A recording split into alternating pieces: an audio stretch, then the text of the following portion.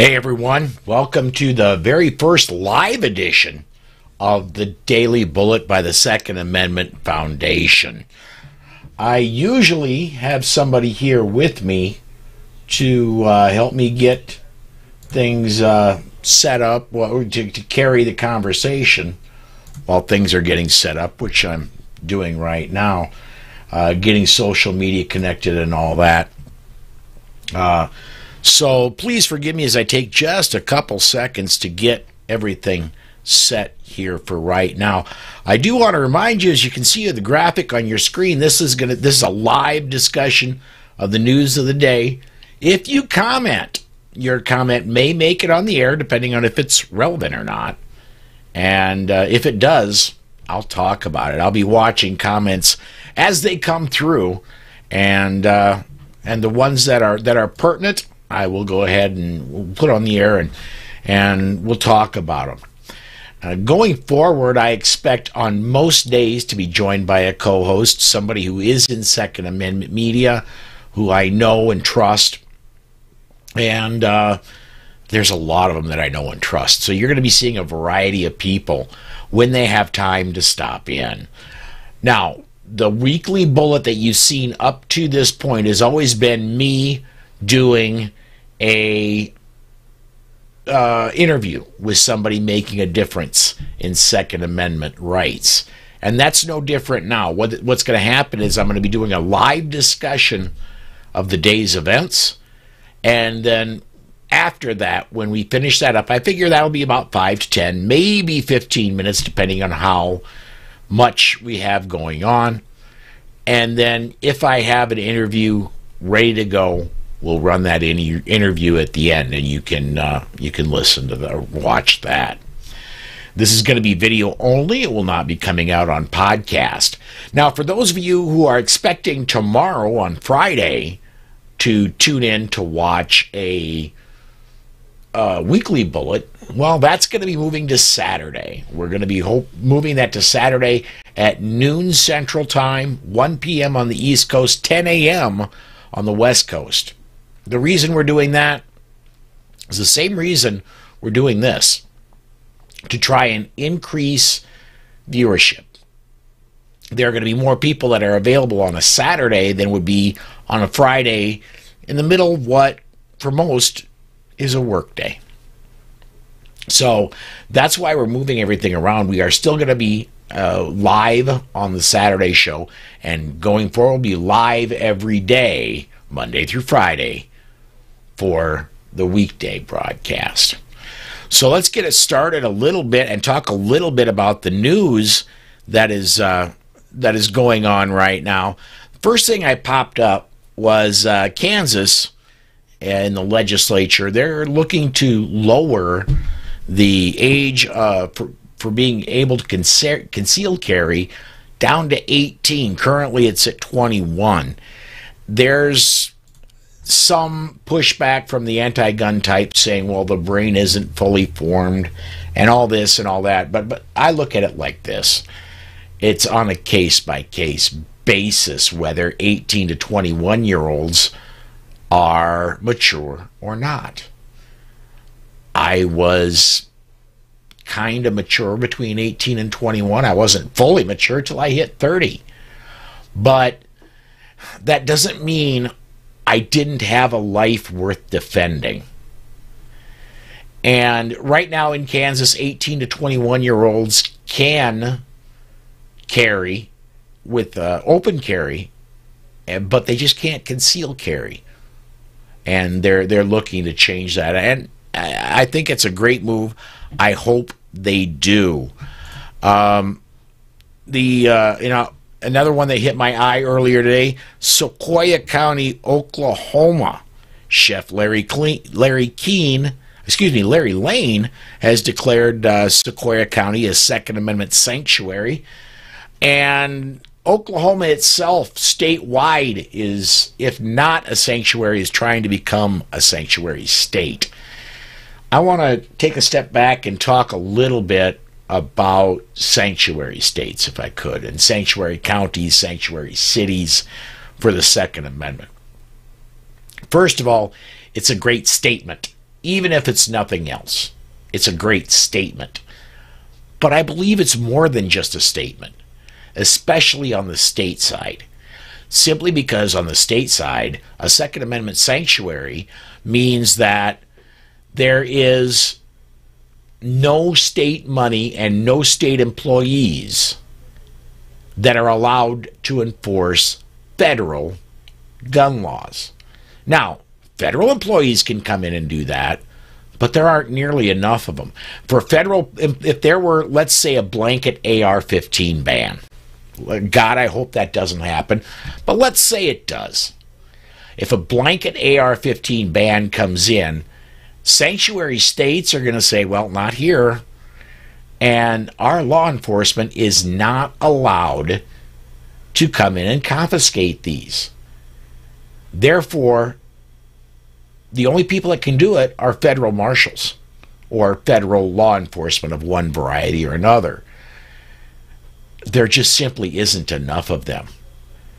Could you still get popped for a federal felony if you had one? Well, sure, you could.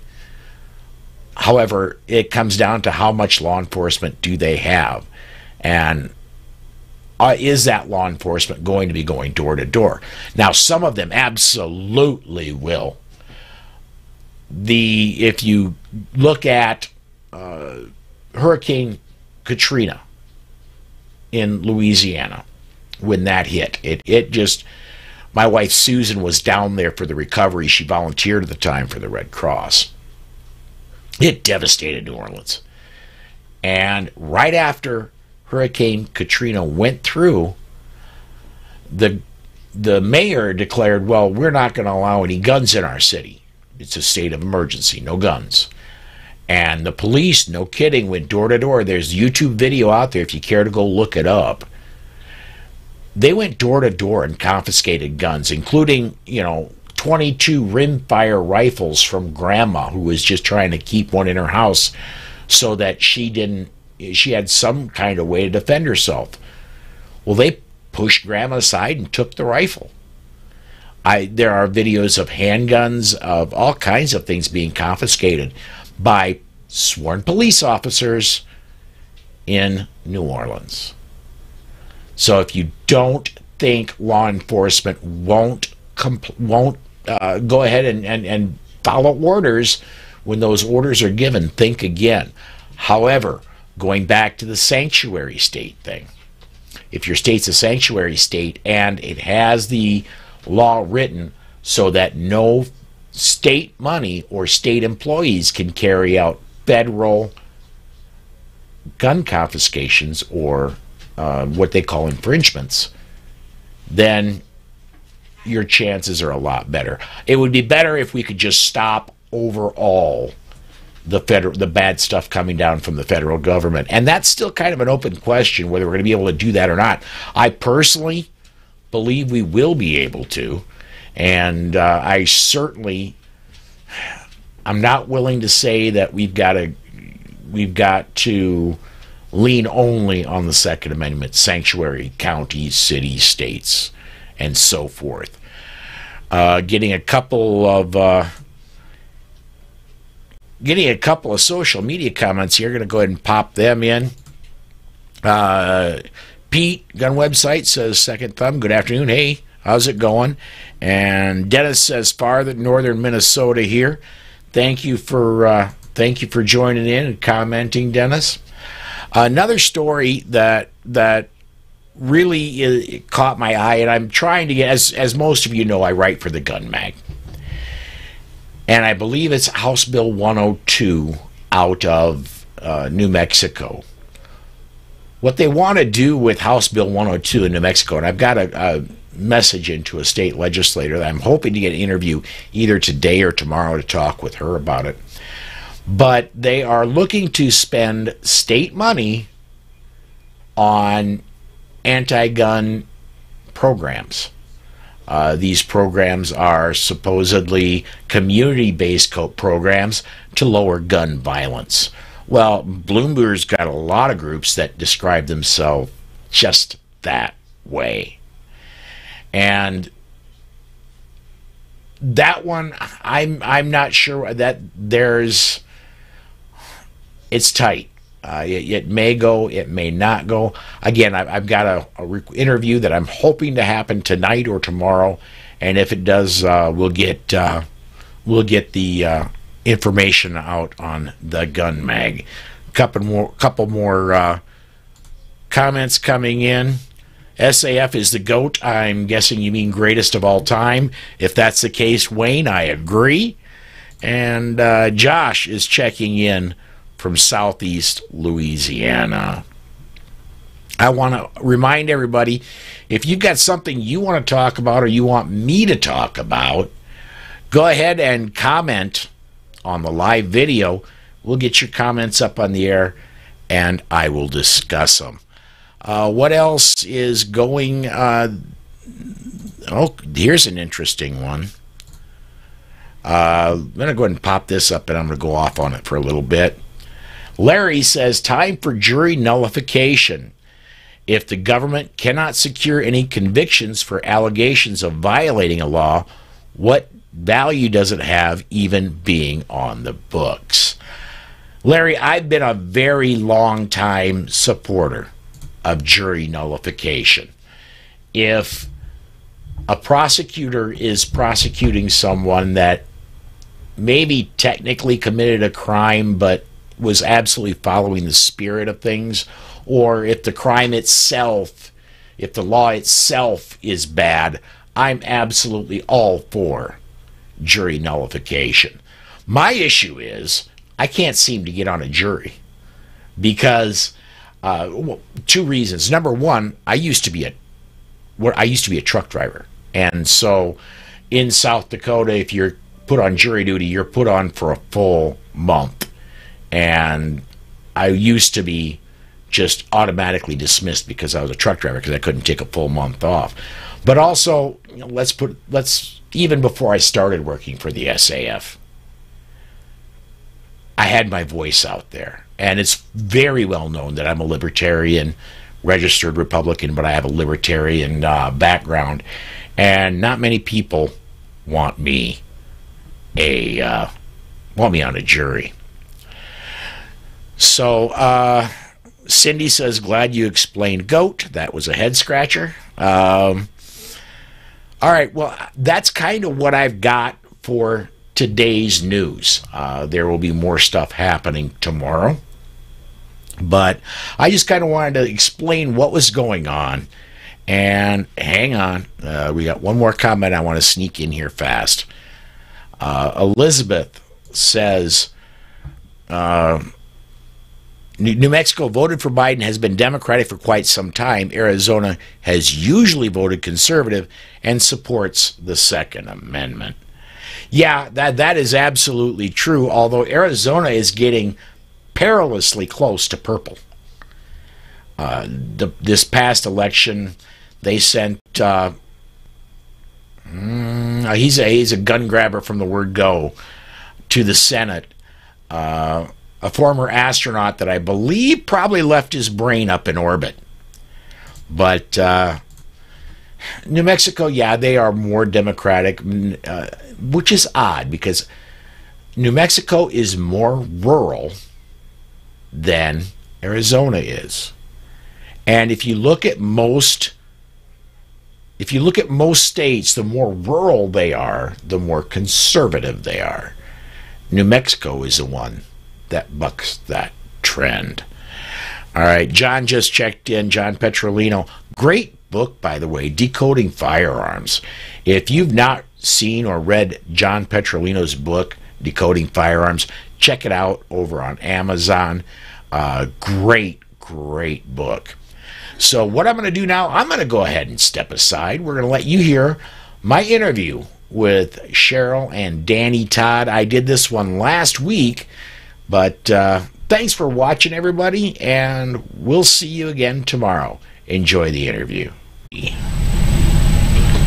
Hey everyone, welcome to another edition of the Daily Bullet Second Amendment Foundations program, where we interview people who are making a difference. Joining me again today, Cheryl and Dan Todd. Now they're actually different. Cheryl's the one on the right of your screen, not the one on she's the one that's not. She's not quite that. You know. You just say the name is in front of you. They're both from azfirearms.com. Thanks for joining us today. Hey, thanks for having us on, Paul. We're excited to be here. Absolutely. Always excited when we get a chance to sit down and chat with you. So let's talk a little bit about AZ Firearms. It's a storefront and a website. You folks have been in the firearms business, I believe, for 16 to 17 years, and you serve the general public in Arizona as well as you ship firearms to FFLs and things like that. But I want to talk specifically about your storefront operations and what's happened since the midsummer of 2020, when firearms sales started just absolutely exploding, when the social unrest started happening in the country. I'm guessing you got a whole lot of, just like everywhere else I'm getting reports from, you got a whole lot of new gun owners coming in. When somebody new comes in, compared to somebody who like myself, may have been shooting for a while, knows exactly what they want, somebody new comes in, how do you approach it differently than you would someone like me? Well, it's been a blessing. This year 2020 was an incredible year, and we are blessed that we were able to take some of these. We thought we had all 8 million of them sometimes because we were so busy, but it gives us an opportunity to take a new person that's new to the firearms and walk them through the steps on how to become a responsible gun owner. That is the most important thing that AZ Firearms does, right? Absolutely. And it's just an absolute honor to be able to serve people on such a huge decision, because there's very many people that came to our shop that they themselves, it's not like they had ever thought in their life, well, at some point I'm going to, buy a gun. These were people that thought that I don't need a gun, and guns probably shouldn't even be allowed. And I mean, really a huge paradigm shift. So for us to be able to serve them in making such a huge decision and help them to connect with trainers and make sure that they've got a pocket constitution to go home with so that they learn about their rights. It has been an incredible opportunity that's honoring for us. No, I agree with that. And so the main thing is, a lot of people would just go to a big box store, and then the sales clerk who's on commission would sell them anything they had in the store, and we don't do that. I mean, we actually have people that came in that we told them to go to our competitors who have ranges and learn what feels good to them, and hopefully they would come back. And most of the time they did, because they realize that we're a service company. And it's a great opportunity because you think about all these new people and they don't know what to do next. Yeah.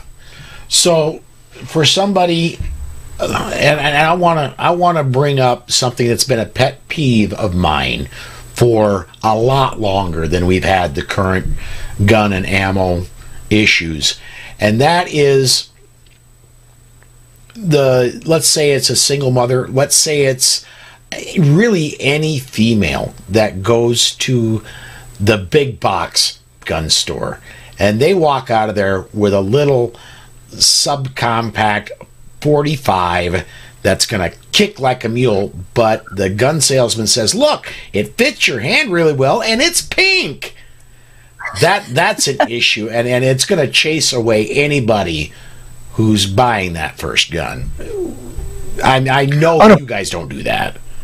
Unfortunately, Paul, this goes on in some of the small shops too. And back in the 70s, I had a gun shop. And first of all, a woman never walked in the gun shop unless they were with somebody else. It just didn't happen. And we were taught just sell a gun at that time. And I feel so embarrassed with that. And I come to the conclusion that the women that walk in the store now, they are powerful, powerful group. And they are really the ones you want to sell a gun to because they're telling their friends and they're great marketers. Mm-hmm. But none of my sales clerks are on commission. They don't have to sell a single gun all day long.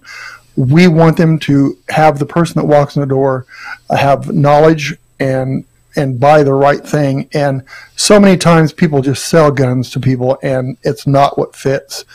And you'd be surprised how many guns that come into our store that have big stickers on them from the big department stores because they bought a gun, took it, didn't like it, and the big department stores wouldn't take the guns back.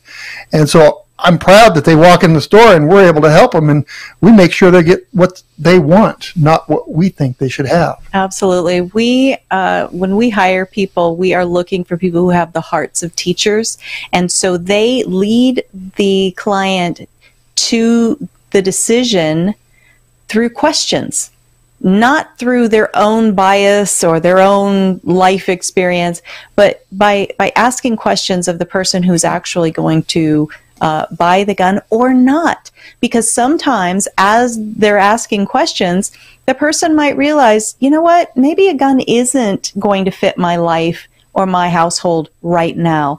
And we think that that is perfect, that we celebrate that, because if you are that self-aware, then you're actually going to help keep everyone safe rather than, buying something that isn't quite right for you or your home. And so that's an important thing too. And if you're looking for a firearms store, that is one of the key things. How are you interacted with? Is the clerk selling you? Because we like to say we've never sold a gun in the entire time we've been in business. We are serving people to find the tool that's best for them. And we have so many more options now. When you're talking about, just the normal guns that they always had, they throw some pink on it and now they think it's perfect for, anybody that looks like a female. And we have so many more options available to us now to help serve people better.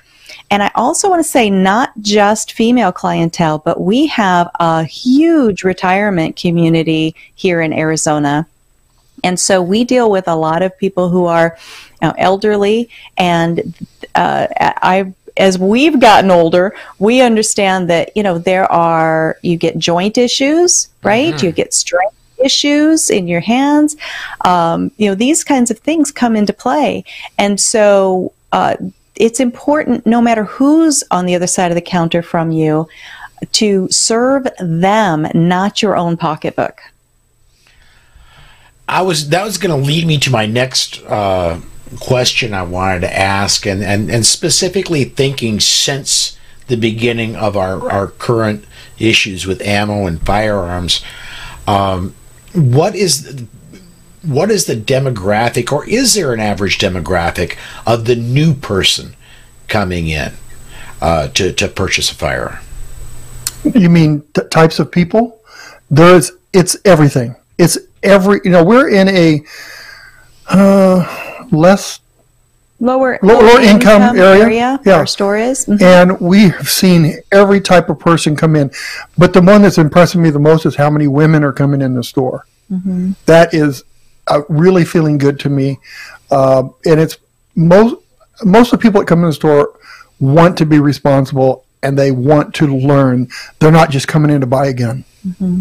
And I think that I would be safe in saying that we've served a lot of people who are absolutely not the traditional gun owner. Like I said, people that have reached out to me on Facebook, maybe people I've even known since high school, but they would ascribe to maybe a more liberal political mindset than I would, maybe even ascribe to being anti-gun at different times in their life.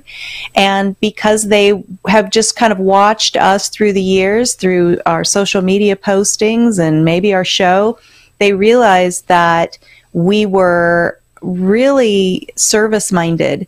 And again, that's what you're looking for if you're looking for a shop in your area, a place that is going to answer your questions, treat you with respect, not ever say something like, oh, now you need a gun, now you understand, any kind of browbeating about how they used to feel, but really more of a, we're so excited you're here, welcome. I have to say, what can we do to help? I have to say, there's one thing we browbeat on.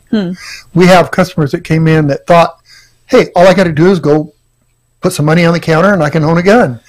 These are people that didn't vote or kind of voted for the other side. Sure. And they walk in and say, when we tell them, there's a 3-day waiting period because your background check didn't come through. I have to have a background check?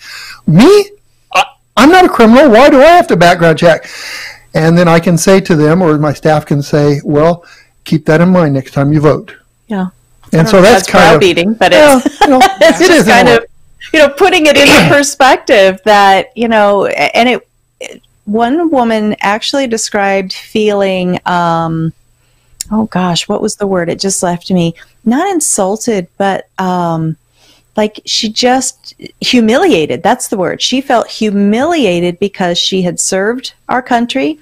She was a single mom. She was an honest person, an upstanding, responsible citizen, and she felt like it was a judgment against her being that she wasn't allowed to take the things she had purchased home with her, like every other thing she had ever purchased in her life.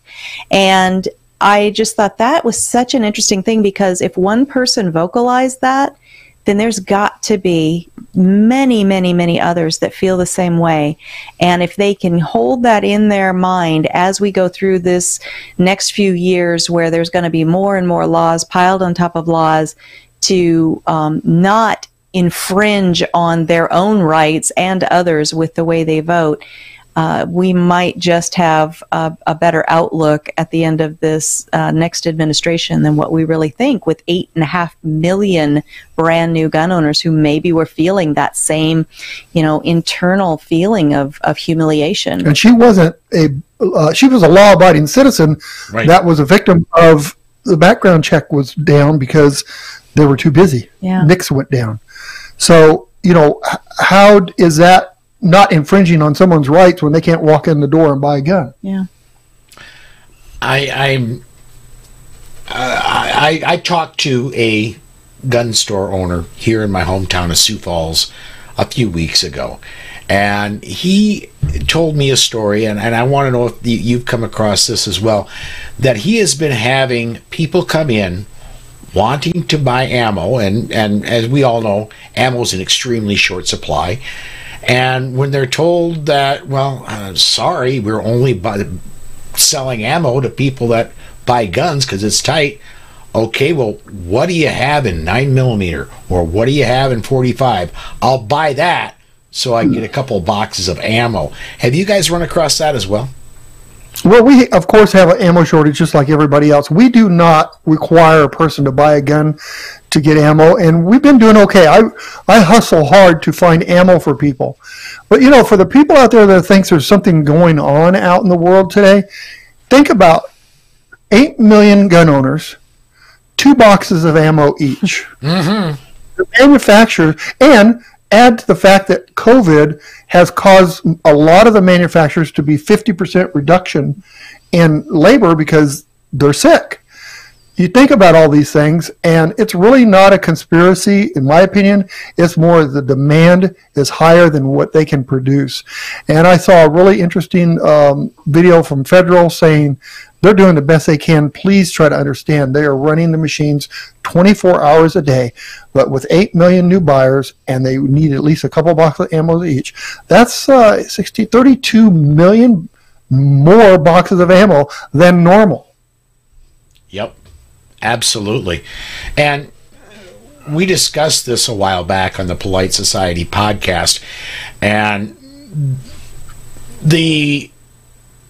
everybody's saying, why don't the ammo manufacturers just expand? Well, you can't bring a factory online overnight, and even if you could, we're not doing things like we're not mining lead anymore in the United States. I don't know if you can get American-made powder anymore in the United States. It's not just as simple as gearing up and up and up and up. And oh, by the way, if they do build up that new factory and 2 years it comes online, and what happens if the ammo situation goes back to the way it was 2 years ago? Then they're sitting on a huge liability. I truly believe the manufacturers are working as hard as they can, but they're victims too, just like everybody else. I was at the major gun show, the SAR show, in December here, and there was a manufacturer there. A friend that was with me had 10,000 rounds of primers. They paid $1,000 to get those primers so they could satisfy their customers. They paid $1,000 for 10,000 primers. Wow. I saw it happen. And, you know, that's something that should have been $99. And the manufacturer did it because he had such demand for ammo. So it's not just, oh, we'll make bullets. Well, we got to make the bullet. We got to get the copper. We got to get the lead. We got to get the brass. We got to get the primers. Powder. Right. So, and then remember COVID. I mean, there was times we had to close our store because we didn't have enough people to work because people had COVID.